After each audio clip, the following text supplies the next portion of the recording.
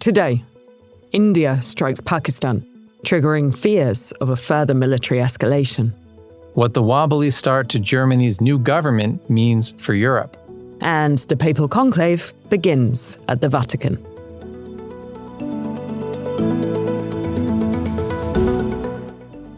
It's Wednesday, May 7th. This is Reuters World News, bringing you everything you need to know from the front lines in 10 minutes every weekday. I'm Jonah Green in New York. And I'm Tara Oakes in Liverpool.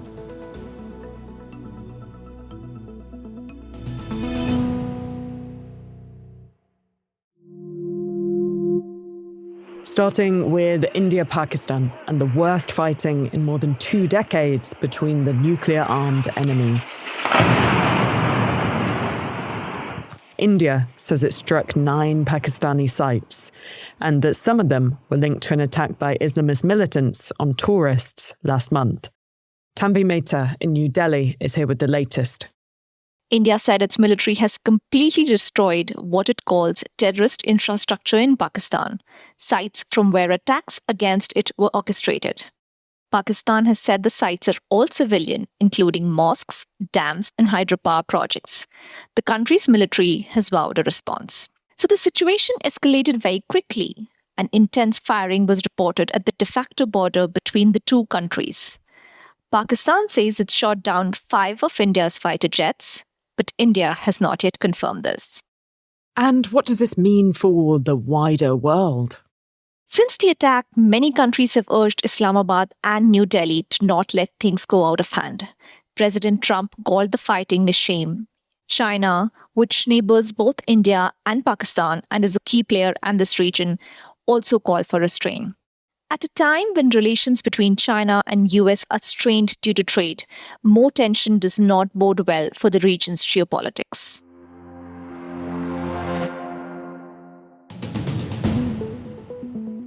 The US Supreme Court says President Donald Trump's administration can implement his ban on transgender members of the military, at least until a lawsuit against a ban plays out in lower court.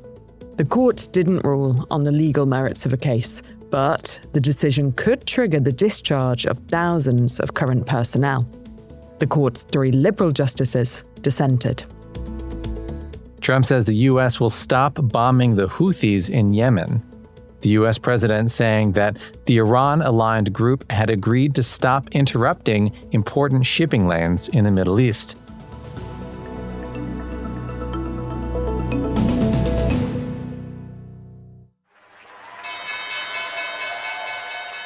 US stock futures are up after it was announced that Treasury Secretary Scott Bessent and Chief Trade Negotiator Jameson Greer would meet with China's top economic official in Switzerland this weekend.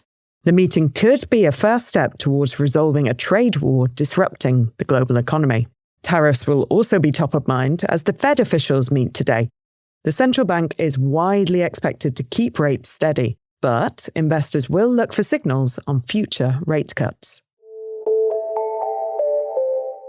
Today, the world starts its wait for the white smoke.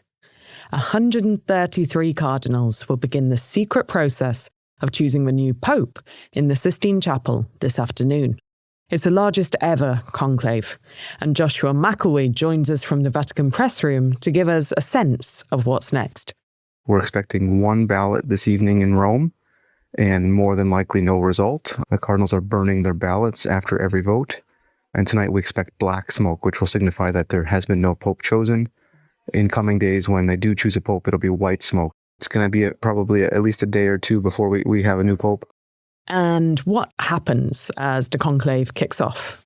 Today, it's a lot of pomp and ceremony. The cardinals will formally process into the Sistine Chapel. As they process in, they will then each take an oath to uphold the secrecy of the conclave. They are under pain of excommunication from the church. And then once they're in the room, the master of ceremonies for the Vatican will formally close the doors to the chapel and scream the Latin words extra omnis, meaning everyone out. And at that point, the cardinals are in full seclusion to focus only on their considerations of who they think should be the next leader of the 1.4 billion member Catholic Church. What issues face the cardinals as they make their decisions? Something Pope Francis did is he really expanded the geographical diversity of the College of Cardinals. In this conclave, there will be cardinals voting from 70 different countries. It's the largest geographic representation in the history of the 2,000-year church. And it seems it's much more about these cardinals maybe not knowing each other very well. They don't have a lot of opportunity to meet. For more on the legacy of Pope Francis and the issues facing today's Catholic Church, listen to our special weekend episode. We'll drop a link in the pod description.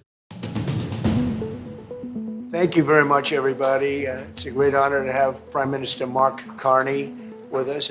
After weeks of lobbing insults across the U.S.-Canadian border, the leaders of those respective countries sat down in the Oval Office.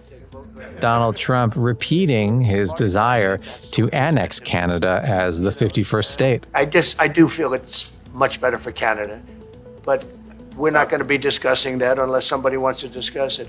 Canadian Prime Minister Mark Carney, who rode to power on a wave of anti-Trump sentiment, flatly rejected Trump's proposal. And having met with the owners of Canada over the course of the campaign last several months, it's not for sale.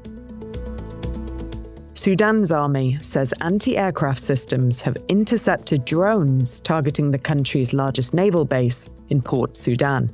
It's been hit by days of strikes that have torched the country's biggest fuel depots and damaged its main gateway for humanitarian aid.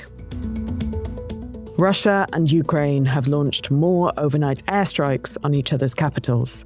Moscow's key airports were out of operation for most of the night as the city prepares for a major parade to mark the 80th anniversary of victory in World War II. President Trump's administration may deport migrants to Libya for the first time this week. That's according to 3 US officials who have spoken to Reuters. The White House, State Department, and Department of Homeland Security did not immediately respond to requests for comment.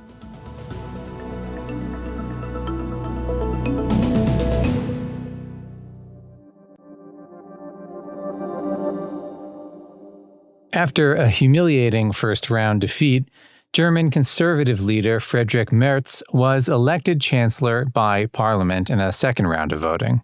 The wobbly start throws into question how stable Germany's union is at a time when Europe is looking for strong leadership. Thomas Eskrit is our senior correspondent in Berlin. There was a hope that Germany, after 3 years of a rather unstable, messy coalition involving 3 parties that didn't much like each other, could finally become an assertive player, able to rally the continent to deal with the challenges of Trump's trade policies, to deal with China taking a much more aggressive stance on its trade policies, and also, of course, Vladimir Putin and Russia and their invasion of Ukraine.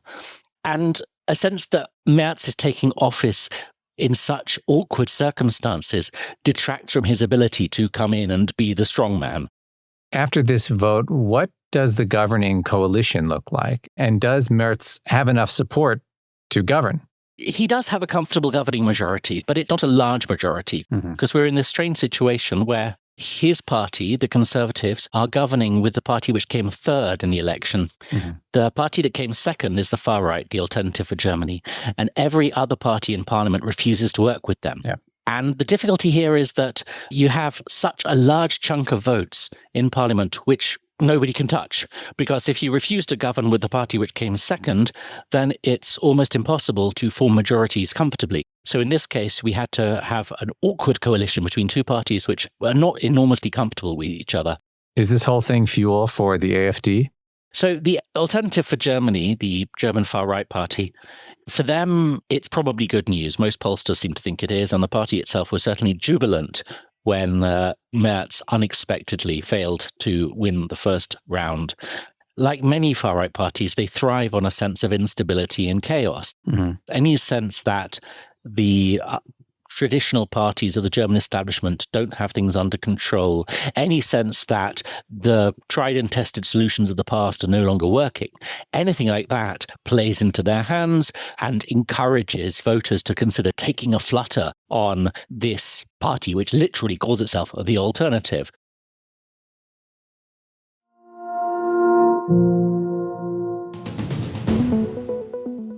Today's recommended read is a gallery of pictures from Alcatraz, the former prison turned tourist attraction in San Francisco Bay.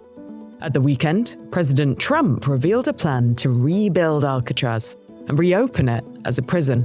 Click the link in the pod description to see Reuters photos of the claustrophobic cells and the rusting cages that visitors flock to see. For more on any of the stories from today, check out Reuters.com or the Reuters app. Make sure to follow us in your favorite podcast player. We'll be back tomorrow with our daily headline show.